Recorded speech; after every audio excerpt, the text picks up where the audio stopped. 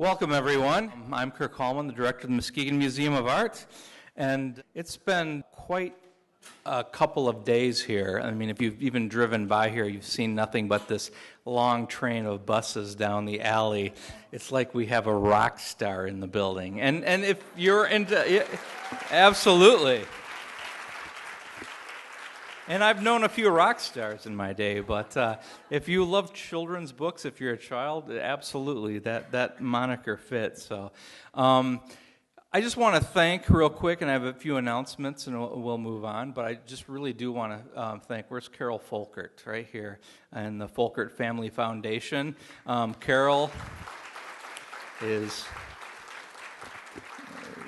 one of the cruxes of this art museum. She's the vice chair of our board. She's been a docent for more years than she probably wants to mention. Her and her whole family are involved. She's just great to be around, but the Folkert Family Foundation has underwritten this exhibition because it's not about just hanging pictures on the wall. There's a lot of expense to do this kind of stuff and community outreach in the schools. So thank you so much, Carol, for taking care of this. And Carol and the foundation and her company, Harbor Steel, has been funding these amazing children illustrator exhibitions, bringing the authors in for years and years and years. So we're so thankful for that. Yes. Just a couple quick announcements about upcoming events. This Saturday, we have a concert here. We started this little concert series. It's kind of a remnant of my old job. But we have Kieran Kane and Raina Gellert here. And we are we may sell this thing out. I'm surprised how tickets are going. They did a Grand Ole Opry appearance a week ago Saturday, which helped. But Kieran Kane, you've heard him on the radio a million times. He's had maybe 25 top 100 Billboard hits. He's written for Alan Jackson, Emmylou Harris, dozens of country stars, and Raina Gellert was with Uncle Earl back in the day, a really seminal Americana act. And they're both kind of responsible in different ways for the whole resurgence of roots music, and I can't believe we're going to have them on the stage Saturday night. So tickets are going quick. You can get them in the gift shop on the way back, but we may sell this out, which is incredible. I'm really happy about that. A week from tonight, we are going to give away the Bennett Prize, and are you all familiar what that means? We've been working on this project a couple of years now. We're going to give away $50,000 to a woman artist to go off and make an exhibition for the MMA. That'll come back here in 2 years. It's a partnership we've had with Stephen and Elaine Bennett and the Pittsburgh Foundation. The whole purpose of the Bennett Prize is to raise the profile of women artists because Stephen and Elaine are longtime collectors of contemporary women artists, and when they go to galleries, they notice the price variations. The male artists are up here, but better work sometimes by women artists are down here, so this is kind of to level the playing field, but it's really exciting. We will have 10 finalists. We're showing their work up in the galleries starting next week for the summer, and we will announce the winner next week. And so we're going to go through 3 cycles at least of this, but this has been tremendously successful. It's going to be a big night, so come early to get a seat because we have people flying in here from around the world literally next week to see this happen. So we're so proud to be part of it. And then 2 weeks from tonight, we're opening our giant Lego exhibition. It's going to be our big summer exhibition. So come to that. Bring your kids, bring your grandkids. This is going to be really spectacular. If you were able to peek in the closed gallery, you can see the giant Lego towers our curators have put together. So anyways, I want to bring up our Curator of Education, Courtney Jackson, who is going to do a rousing introduction to our guest of honor, Patricia Polacco, tonight. Thank you.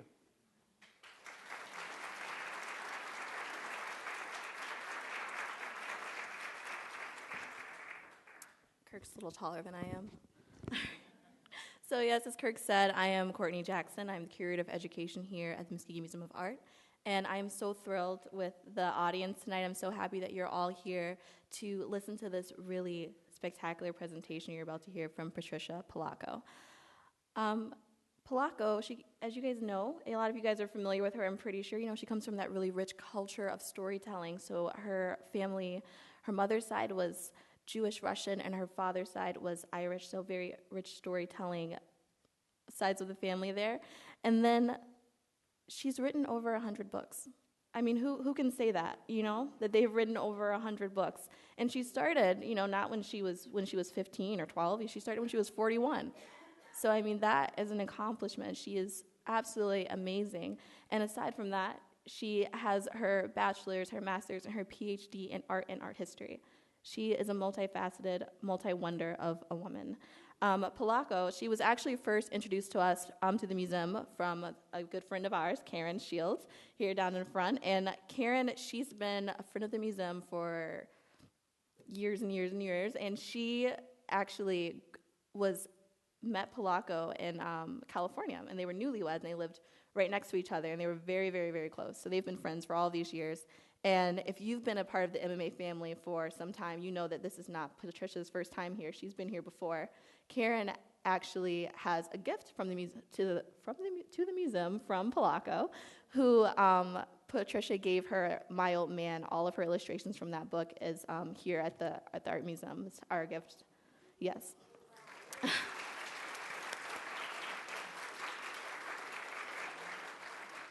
So we fast forward to today, and we've been honored to have her work in this space again. And this time, it's honoring all of the books that Patricia has written about teachers. So from Mr. Falker from 1998, who discovered that she had dyslexia, and then to Miss Keller from 2015, that book she recalls, and how she pushed her as a writer at that young age.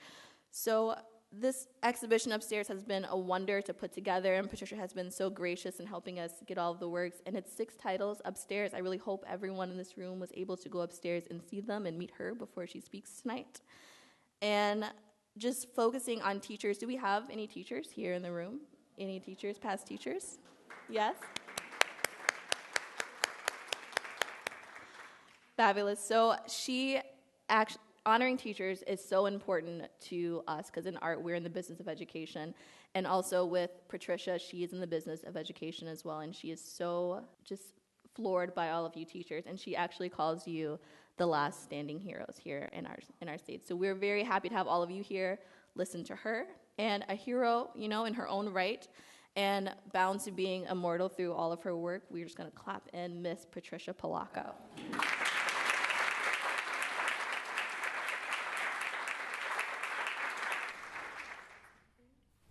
I've had meniscus surgery on my left knee 2 years ago. So if there's anyone in this room that has had this surgery and you're still hurting, you need to come talk to me because, and if any of you are orthopedists, it would seem to me this should stop hurting by now. I think I'm trying to stave off having knee replacement, but I have a feeling we're not going to be able to bypass that too much longer. Everybody I know that has had it done, though, said, "Oh, Patricia, get it done." Truly, you will be very glad you did it. It's just, it'll take 8 weeks of my life. And I'm very busy. I do schools, which is what keeps me going in every way you can imagine. And the idea that for 8 weeks I can't be near children literally stops my heart in my chest. So forgive me, I'm hobbling around a little. Every once in a while I may walk over there and sit down. But what a pleasure it is to be here with all of you today. Yes, I was here, 22 years ago?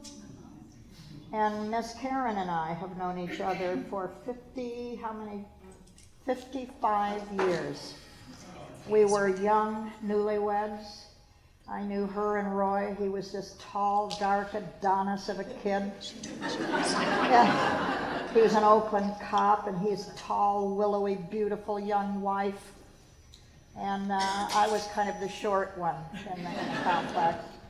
But to know her all of these years, and I have many friends here tonight. I have a teacher from Marshall, Mary Douglas, and her wonderful daughter, Molly. Mary doesn't like me to say this about her, but Mary was once a lawyer. No, she decided not to do the law anymore, so she went back to University of Michigan, got a teaching credential in 1 year. It's a very special program. And I'm pleased to say her lovely daughter Molly has just been accepted into the same course. And give them a hand. And then the lady sitting next to them is Miss Candy, also a resident of Marshall, and I live about 12 miles from Marshall. So these people are very much involved in my life. But Miss Karen, I've loved you for 55 years. And I was at her house yesterday, and it brought back memories. So this whole kind of trip of being here, being in this marvelous museum, and it really is, and I've been in museums all over the world. I am here to tell you, you people have something here. Yeah. And you should be very proud of what you have. And, you know, this lovely lady who has sponsored all of this, I'm absolutely stunned and amazed. God bless you. God bless you. Well, I'm Patricia Polacco. And I'm going to turn this light because I think it bothers people. I'm going to turn it so it's not in your faces. I write and illustrate children's picture books. That means, in case you don't know, besides the story, which I wrote, I also drew and painted all of the pictures in the book. Shall I get closer to the microphone? Oh dear, here we go. Sorry about that. I have a tendency to wander. I've got a handheld that I'll grab if I wander away from here. I think the reason I became an author is I came from a family of amazing storytellers. My mother's people were Russian and Ukrainian, and people from that part of the world love to tell stories. My father's people came here from Ireland. Show me an Irishman that can't tell a story. There ain't no such thing. And then my best friend happens to be African American. I grew up with him, and I consider his family mine. They came from the bayous of Louisiana. Oh, could they tell stories? So my whole life, I've been used to sitting, pretty much the way you are right now, listening to amazing stories. My grandmother used to call this fire talking. She'd put a fire in the fireplace in the living room. She'd go in the kitchen and pop a huge bowl of popcorn. If we were lucky, she made fudge. She'd pick snow apples fresh off from the tree outside of the kitchen. My brother and I'd go in with our little bowls, and she'd wedge apple and throw in some fudge and popcorn. She'd say, "Go in living room. I'm going to come in and fire talk to you." And we'd go in and sit down, and she'd explode into stories. I heard all of them 1,000 times, I would say. And each time she told them, they got better. I do remember this. Whenever she would finish a story, my brother and I would lean into her and say, "Okay, that story you just told, is that a true story?" She'd look at us over the top of her glasses and say, "Well, of course it's true story, but it may not have happened." What she was saying is profound, because all stories are true. They all are. Whether the circumstance they are describing to you ever happened or not, doesn't matter. Because the truth, of course, is the journey you take through the story. Did it make you laugh? Did it make you cry? Did it make you wonder about things? Did it make you seek and want justice? I thought I would begin with a story that I have recited all over the world, I guess. Certainly the last time I was here, I did. And the last time I was here, I had my beloved mother with me. When we left here, we flew out of Grand Rapids back to California, and my mother died within that month. And I was so thrilled that this was kind of the last memory she had of this beautiful place and her beloved Michigan, because she was born in Michigan. But I'm going to begin by reciting to you the story of how my mother's family came to be here, because in a way, this is kind of the benchmark and heart song of who I am. When my mother's family came to this country, all of the women and girls were wearing a scarf on their head. And that scarf has the same name as grandmother in Russian. It's called a babushka. Grandmother is pronounced differently. Same word. The accent is in a different place. Grandmother is pronounced babushka. This is a babushka. I used to stand next to my grandmother. I don't have one with me. I wish I did so I could show you how she'd put it on. But she'd put it on her head, straight across her forehead, twist it, and tie it, and she'd say, "Trisha, are you watching? I'm twisting." And I watched. She'd go outside and pull this part out so it shielded her eyes. We were farmers. She worked in the sun. When she came in, she would tuck it back in, but I never saw her without it. When my mother's family arrived here, my great-grandmother Anna arrived here with her mother, her father, and her sister. She was wearing a red babushka and a blue dress, a heavy, heavy coat, and heavy, heavy boots. She had to leave behind, though, grandmas, grandpas, aunties, uncles, everyone in her family she loved. And in those days when you left Russia, you could never go back. You were considered a traitor. She never saw her family again. The only thing that made her feel better, she put that blue dress on every single day. She put that red babushka on her head, literally, every day. She would do the dances of her village, but she'd remember. The day came, of course, as it does with all children. Anna kept growing, and the dress stayed little. One day she tried to put it on, and it ripped. She went to her mother crying and said, "Mama, what am I going to do? If I can't wear the dress and the babushka, I'm going to forget home." Her mother said, "I know a way." She got out a pair of scissors, cut that babushka into pieces. She cut the dress into pieces. She had a burlap bag full of clothes of everybody that had to leave in Russia, cut their clothes into pieces. They cut those pieces into the shape of hearts and flowers and animals.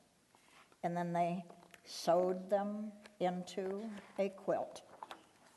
The edge of the quilt was Anna's babushka. The inside was made with not only her clothes, but the clothes of everybody she loved. When it was finished, her mother said, "Anna, now when you miss home, just touch the quilt. You'll keep home here." That's why in our family, this is called the keeping quilt. Now, over the years, it's been used for many things. A tablecloth, a picnic blanket.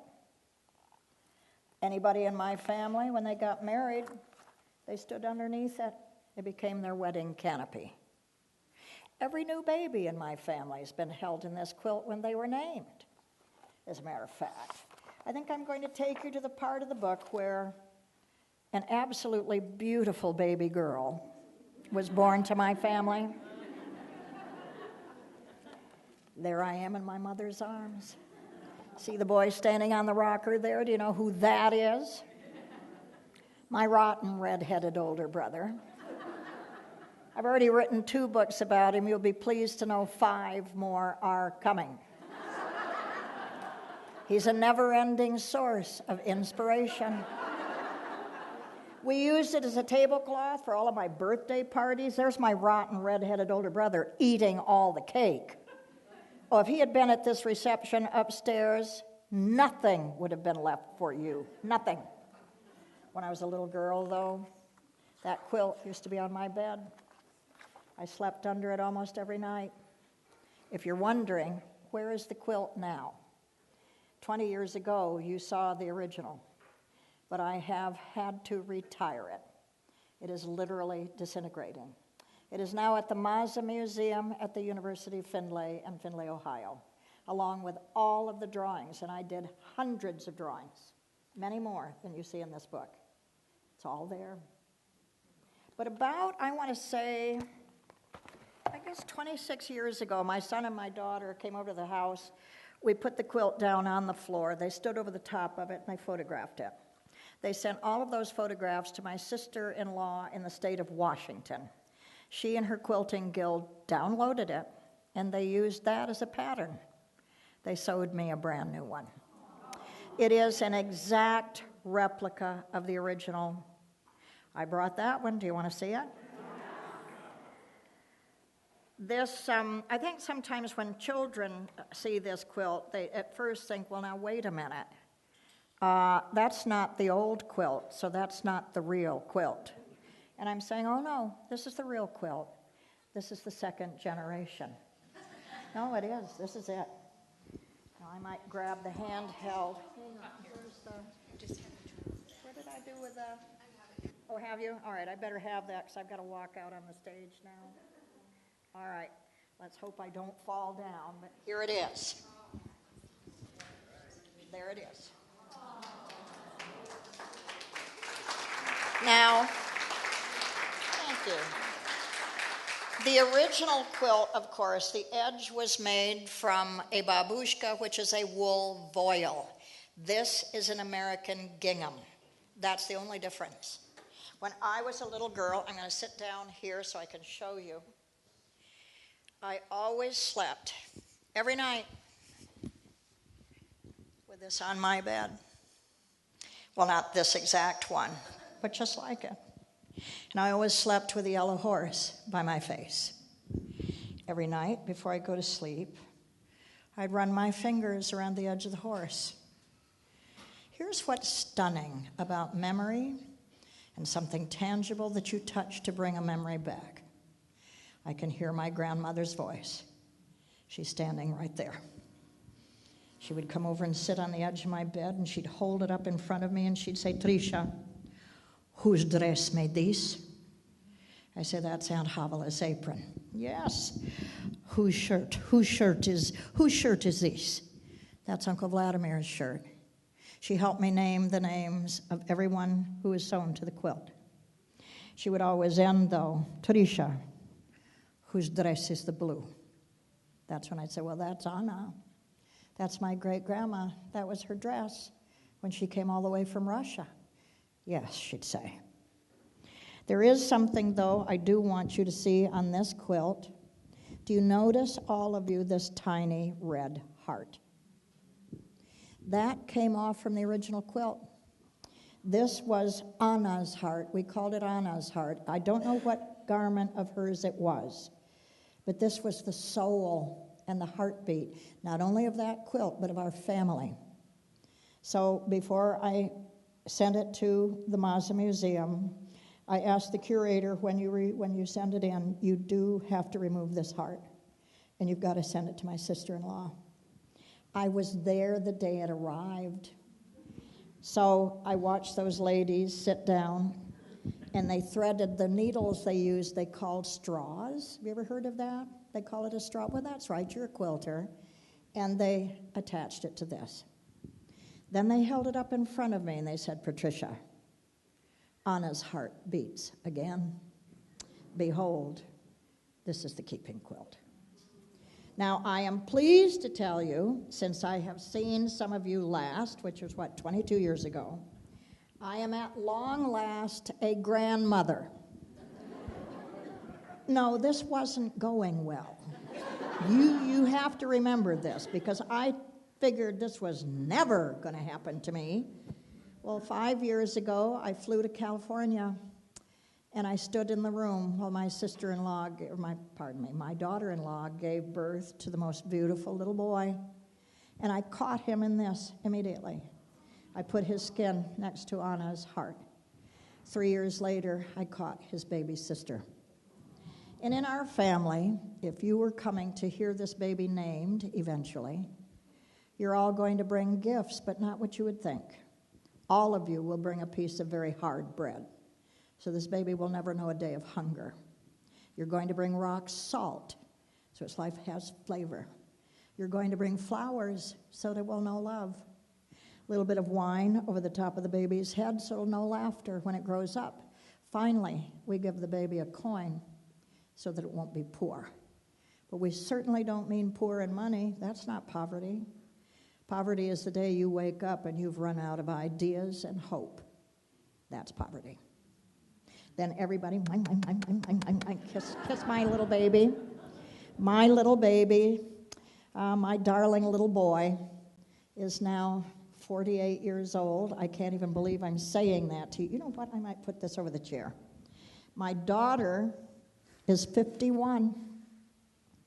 When did this happen? No, I mean it.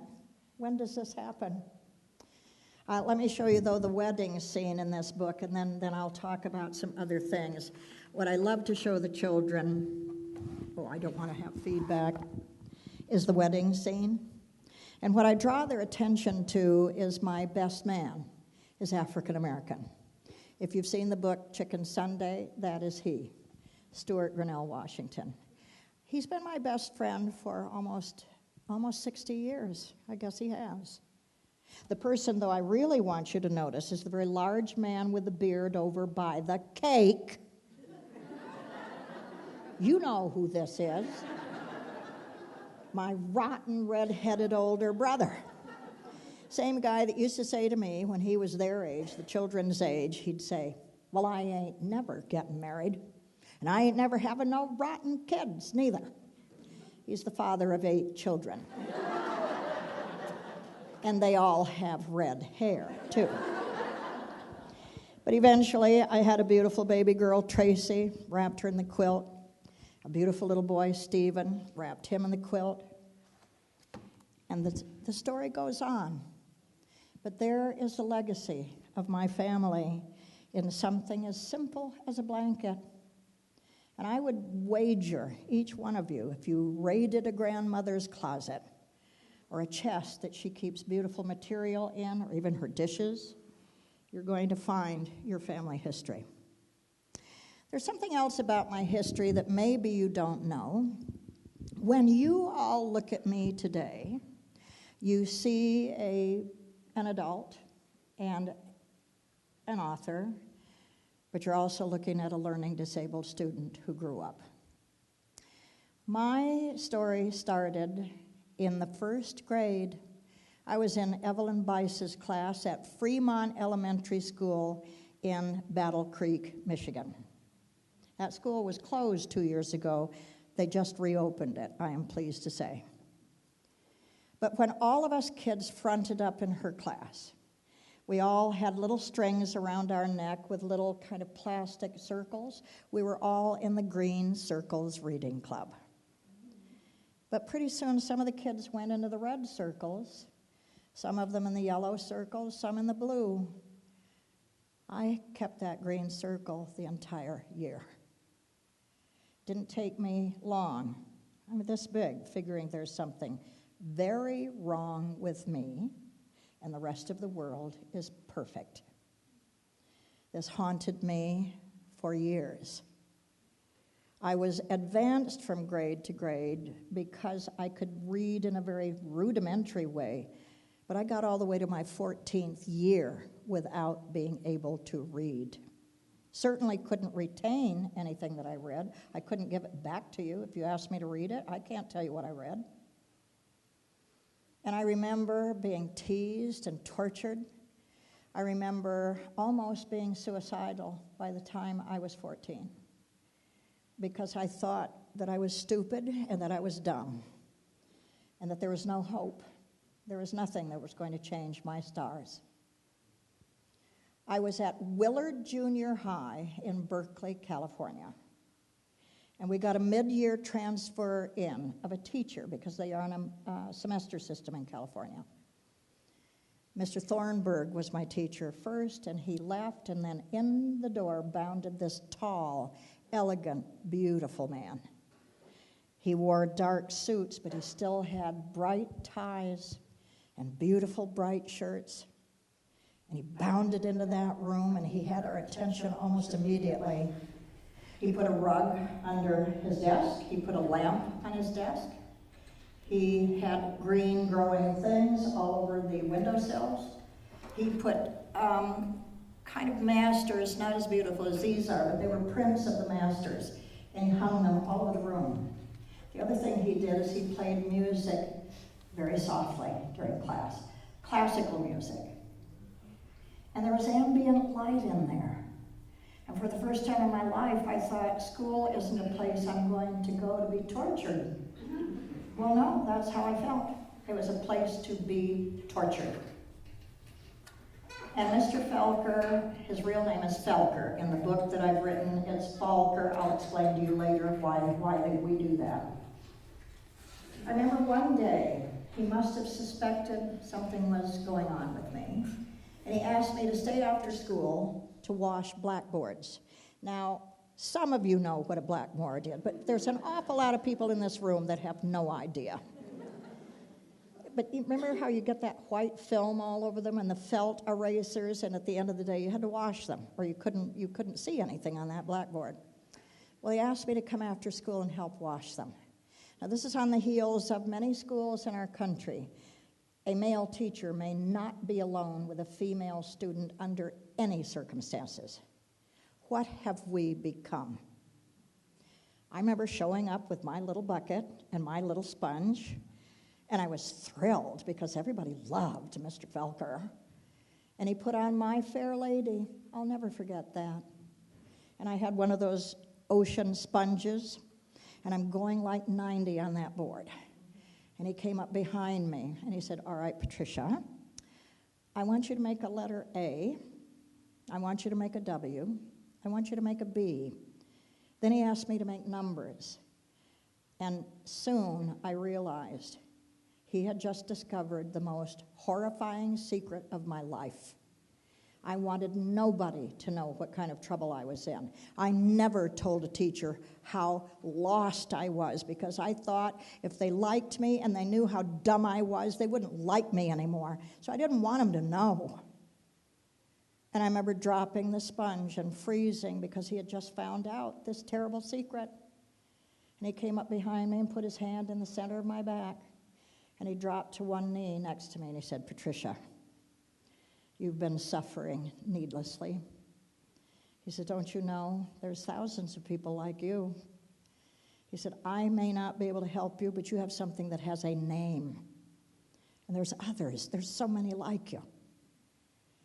I'm going to get help." Out of his own pocket, he paid for Ruth Plessy, a reading specialist. Now, remember, in my day, we didn't have them. She was a renegade. She was somebody that was very new.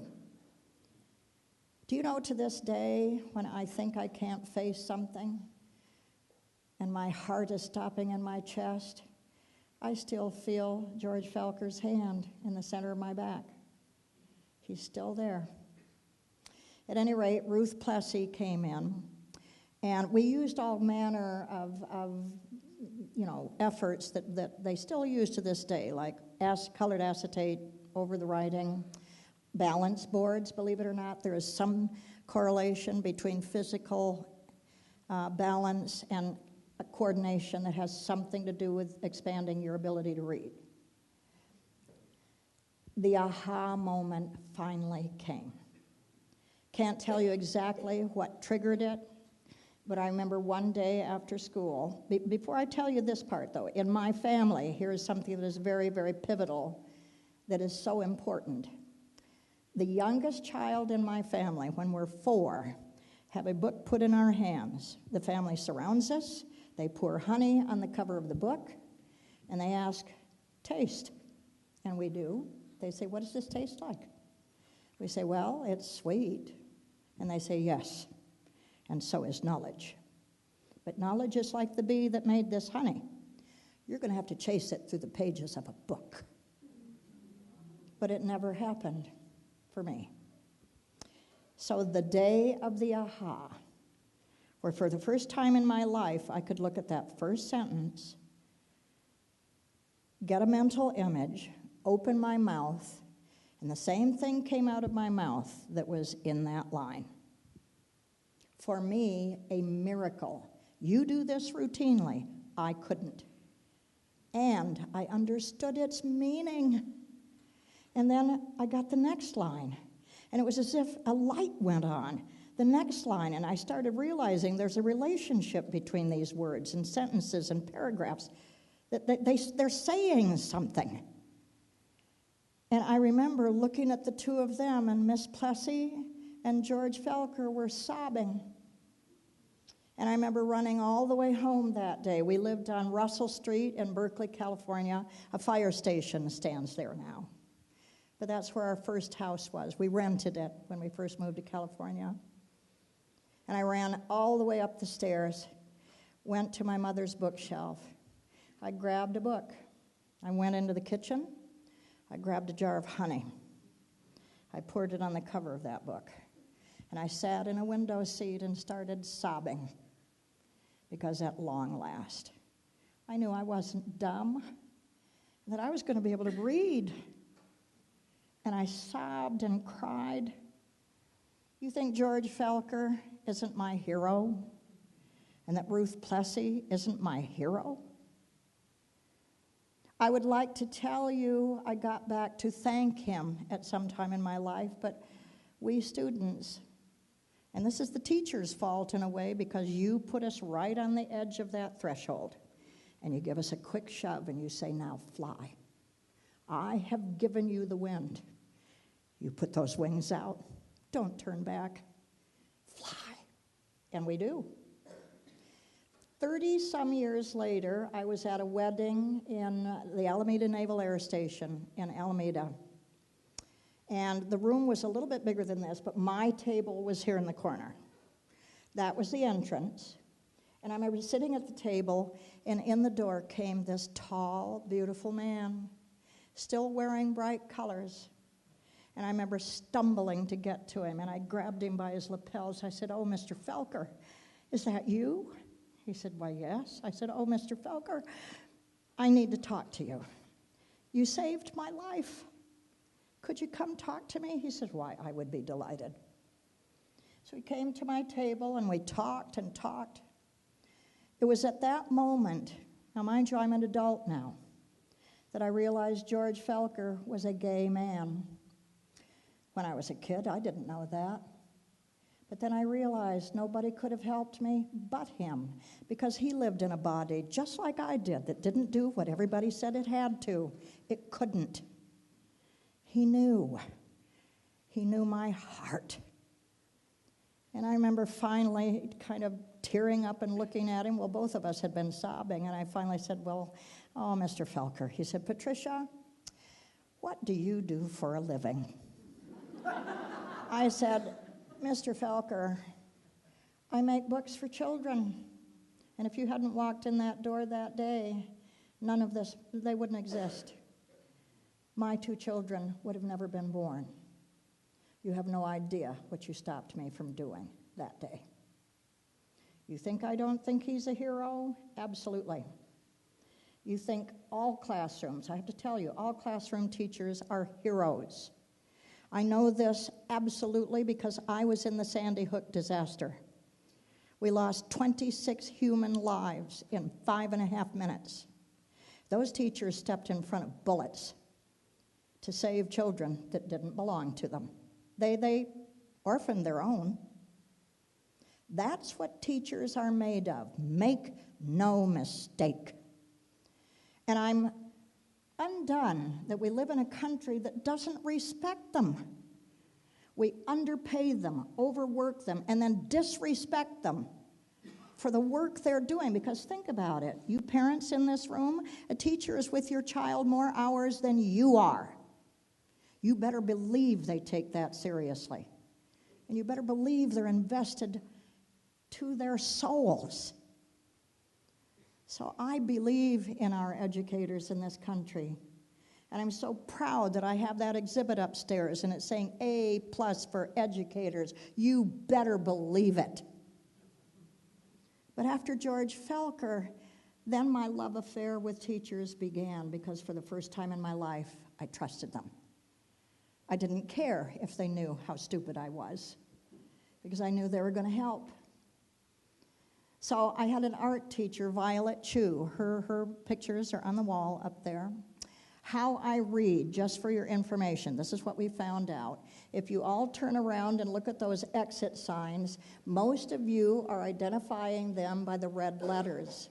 That isn't how I identify them at all.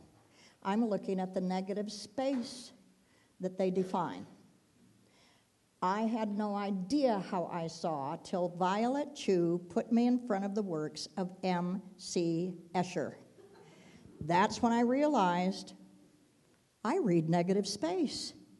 And you know, when I was this big, how could I articulate to a teacher what I was seeing? Because I had no framework. I had no way of identifying and telling them what was happening in here. M.C. Escher.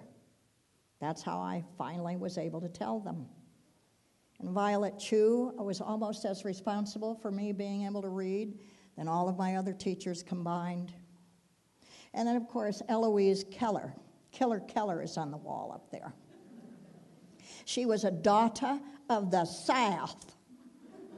She was from the great state of Mississippi. She had talons for fingernails. She wore bright red lipstick, and she stood erect, and she never smiled. She leered. I've never been more afraid of a person in my life, but I have to tell you, I've never worked so hard for anyone in my life either. Anything to see that leer, anything. And she believed in excellence. She took no prisoners. You were either excellent or you were no longer in her class. I remember her announcement at the beginning of the year. She stood behind the podium and just very erect. She says, "Now, you young people in my class, if you are in here because you think this class is going to be easy, there's the door. And don't let it hit you in the rump on your way out." She says, "As a matter of fact, in my entire career, I've never given a student an A." Well, no threat to me. Are you kidding? I'll be lucky to get out of there with a D. But I worked very hard for her. I remember, and this was my senior year, I actually had her in high school. Most of my books that deal with my learning disabilities, I was actually much older. But because children are being diagnosed so much younger now, I've made the story and accommodated it for young children. But I was actually much older.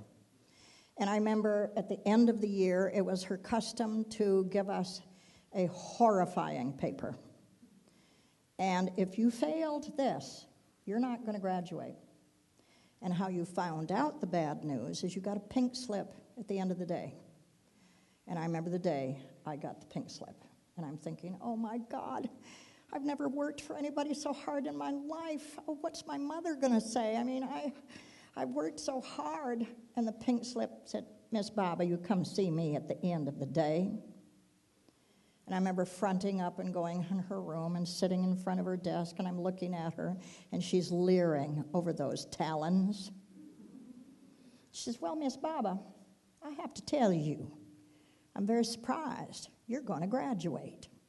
And I thought, what? I'm graduating? She says, "I have corrected your paper.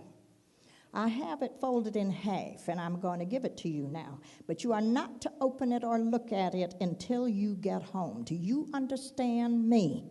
And I'm, threw it in my book, took off down the hall.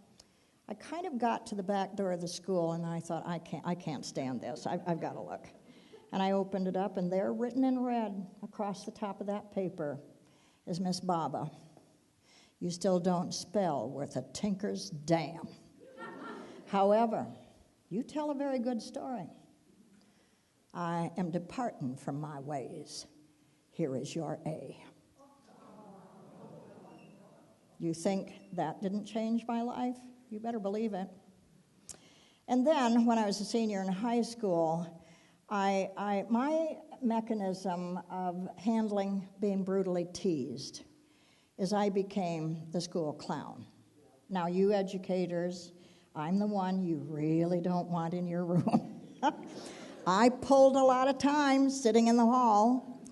Finally, the teachers, there were maybe 5 or 6 of us, sent us to detention hall, which was in the library. So the librarian had to oversee us. His name was Otis Handy. He was a black man from Arkansas.